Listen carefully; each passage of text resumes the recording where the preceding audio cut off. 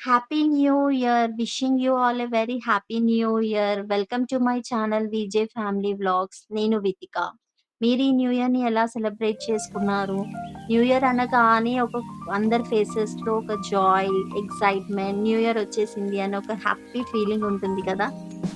మేము మాత్రం 31st night మొత్తం బయటే ఉన్నామండి. ఫంక్షన్‌కని, షాపింగని మొత్తం ఫుల్ టైర్డ్ అయిపోయి ఈవినింగ్ ఇంటికొచ్చామా, ఇక్కడ కాలనీలో న్యూ ఇయర్ సెలబ్రేషన్స్ చేసుకుంటున్నారని చెప్పేసి తొందరగా రెడీ అయిపోయి ఎళ్లి డాన్స్ పెర్ఫార్మన్సెస్, సెలబ్రేషన్స్ అన్నీ కంప్లీట్ చేసుకొని ఇంటికొచ్చేసరికి ఇంటి ముందు రంగోలి వేయాలి గదా! అది మ్యాండేటరీ గదా!